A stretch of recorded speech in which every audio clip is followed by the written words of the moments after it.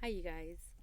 So, I wanted to come on here and just talk today about God's promise to us. So, God promises that He will be present and that He will provide during our hardship, during our hard times. And if you're going through gang stalking, a humiliation ritual, a smear campaign, your whole community coming up against you, your family betraying you, your loved ones, your friends, your fellow coworkers, people that know you. Because when people that know you and know your true character and who you are still choose to go against you, especially when they know how soft hearted and kind that you are and they still choose to make that decision, it's hard. It's a betrayal that is um, unfathomable. Like I cannot believe sometimes that I have all these people going against me who truly me and know that I would give my shirt off my back for anyone, and that I have been a shoulder for them to cry on. I have been there to hear them vent, and I have been there to lend a helping hand when they needed it, but still chose to um, come against me. It's hard, and it's hard too to understand that people that don't even know me, that never even took the chance to get to know me, would choose to listen to someone else's word and base my character off of someone else's lie. Um, but that's just the way society seems to be, people choose to just take word of mouth and not get to know this person, not get to understand this person, or even, you know, trying to understand this person. Everyone's different. So, I struggle all the time with the idea of why this is happening to me. I struggle all the time with why I have all eyes on me when I'm the person that hates all eyes on me. I'm the person that, tries to stay away from people. If I could be a hermit for the rest of my life, I probably would be, because that's just me, and I've always been that way. I'm an extremely shy person, and um, I don't like being around a lot of people. And um, so when I realized that all these things were happening to me, it was a complete shock, because I don't talk to very many people. And it was more of a complete shock when I realized, like, it's people that I love, that are doing this to me. And I don't understand it, but my truth is my truth. And, like, I feel like I have to speak my truth. Not to validate anyone's perspective of me, or to validate myself, or to, I started doing it to, one, save myself, because I truly felt like something was going to happen to me, that if I didn't seek um, coming online and posting and making videos and keeping documentation of what was going on. Um, but then I realized too, like, there's lots of people, as I started Googling and doing a research on, gang stalking and, um, smear campaigns. And I started realizing there's so many people out there like us. And so many people choose to stay quiet about it, or choose to feel like their only way out is to lose their life, and to, fold to these people and to take their own lives. And that's not, that should be the last option, the last choice for you. God placed you here on this earth for a reason.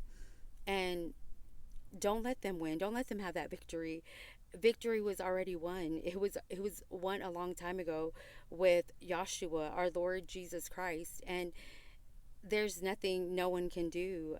So know that victory is still yours when God promises that He will be present during our times of trouble. And He's never going to forsaken you. Believe that, because it's true. He's not going to. We're always going to get what we need. Do we always have what we want? No, but we'll always get what we need. And I do believe if you ask God to provide, if you ask God to, you know, give you clear discernment on everything, then he will definitely do that. I've also had to ask God so many times, because going through this process of being gang stalked and harassed and stuff, I've done maybe false accusations towards people, being unsure, but feeling like I know, because you feel like everyone's against you. And I've asked God, like, for those people that I have falsely accused, forgive me, please, and allow me to soften my heart towards them and them to soften their hearts toward me, and for me to be forgiving towards people who have also hurt me intentionally, as God has forgiven me, because I'm far from perfect. I sin and I struggle with sin, and I'm just a human. And but God is a forgiving God, and He forgives me over and over and over again. So who am I not to forgive? So I choose to forgive, but what I just because you choose to forget doesn't mean you have to be around these people. Doesn't mean you have to put yourself in uncomfortable situations. Doesn't mean you have to do any of those things, because you don't. Um, and no, walk around. I would tell you to walk around confidently, walk around like God is standing right beside you, because He is. And the, it doesn't matter if people want to see your face or they don't. It doesn't matter if they dislike you based off of a lie. It doesn't matter if they dislike you based off of a choice you decided to make, and they chose not to get your perspective. It doesn't matter, because all that really matters is God's judgment on you.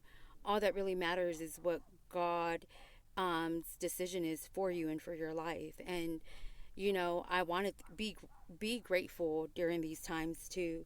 I've had to learn to seek gratitude during this time, because though this time has been extremely hard in my life, I've learned so much, and it's brought me so much closer to God, and seeking God, and like truly believing, because I knew I believed in God. I've always known that.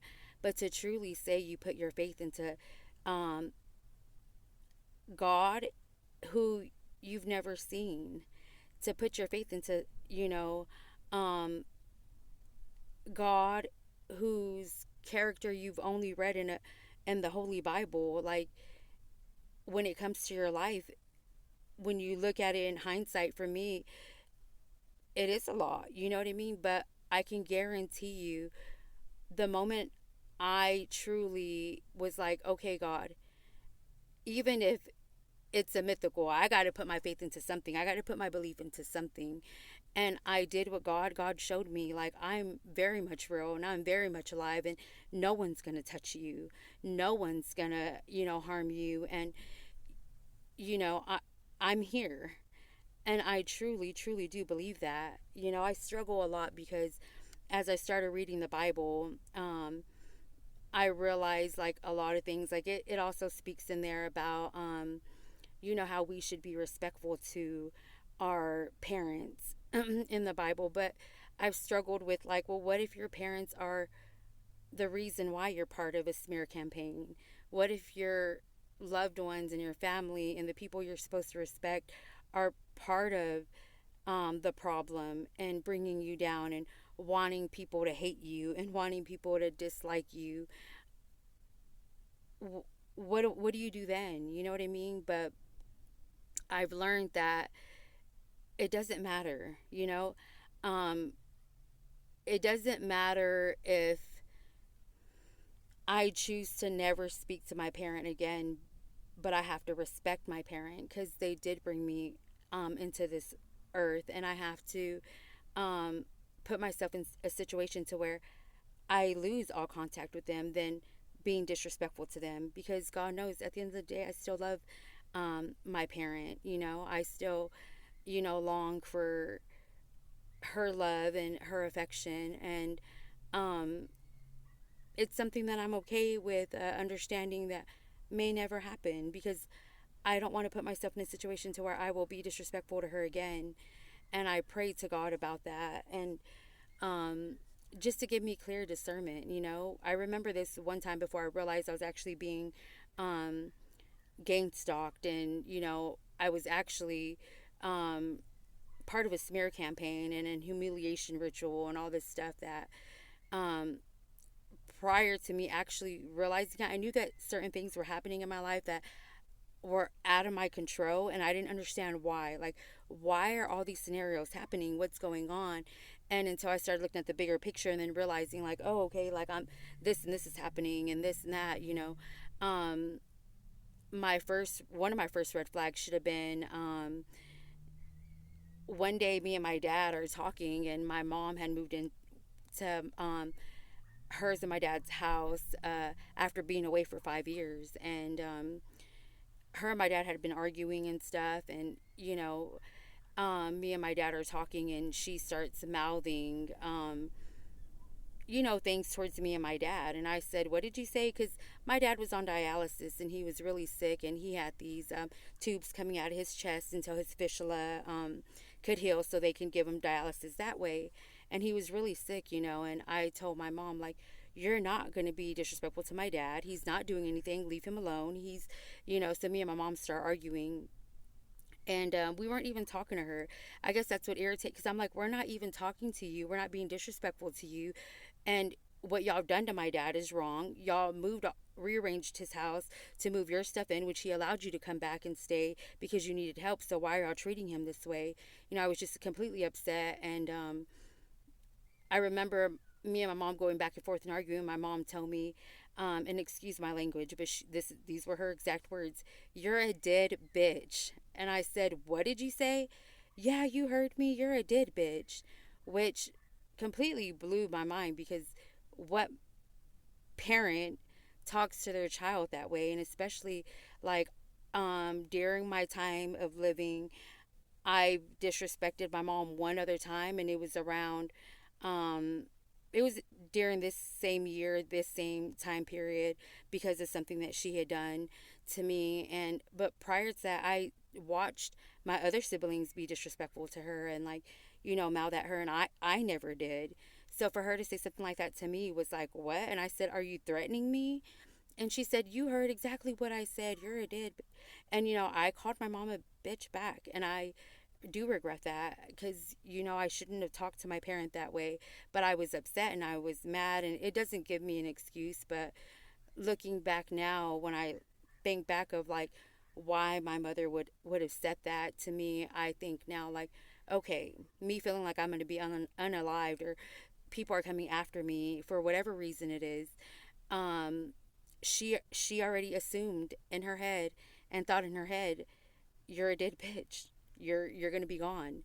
And it's something that I feel like, wow, that was one red flag, because she was holding all this animosity and anger toward me that she would say that to me for whatever reason it is. But I remember, like, praying to God and just, asking God, like, why is this happening? Why would my mother say that? Please give me clear discernment on what to do. Um and I remember just hearing gratitude, like, I needed to be grateful for still breathing every day. I needed to be grateful that towards my mother for bringing me into this world. I needed to be grateful for the small things in life. And even when it seems hard, you still have to find gratitude and the small things, and know that God is going to push you through, and you are going to, you know, you're going to come out on top, because, like I said, the victory has already been won. The victory is ours. And the moment we give ourselves to God, we have nothing to fear. We have nothing to worry about. We have nothing um, you know, to, be scared of. And it doesn't matter, even if it's your own family that's coming against you and trying to, you know, bring you down. The victory isn't theirs. It's God's, and God has the final say. So remember during this time, even though it may seem hard and it may seem difficult, and you may feel like you lost all your support, that you do have support in God. You do have support in people like me who are probably going through the same things you are. And I pray for you guys every day. And I pray that anyone that's being gang stalked and harassed, um, that God places his hands over them and his will of protection, and that he gets y'all out of the situation. And I pray for my family too. I pray that, whatever demonic evil spirit that's holding their vessel hostage, release them, and may they be casted out and binded with the holy blood of Yahshua Jesus Christ. I pray for my community all the time. I pray for myself. I pray that God also helps me, because, you know, I'm a believer in God and I have all my faith in God and I place all my faith in God, but I never said I was perfect, and I still get angry and I still get mad and I still want to lash out too, and I still, you know, can be mouthy, and I'm having to learn how to um, be patient and know that everything's in God's timing, and that um, I needed to be just grateful that I'm here every day, and that God's giving me another day to breathe, that God's giving me another day to be able to, um, you know, try to make a difference or to try to do something. And, there's been lots of times where I just feel lost and I feel so unsure and I don't know which direction to go or which way to go, or where do I start from here? Where do I go from here? And every time I ask myself that, all I can think is pick up your Bible and read it. Pray to God. God's gonna, send righteous people towards you. God's gonna have um, righteous people to help you, and everything's gonna be okay. And every day I get through every day and one step at a time, and every obstacle that's thrown my way, by my faith, by truly believing with all my heart that God will not forsake me and He is my fortress. And the way He's my fortress, He's yours too.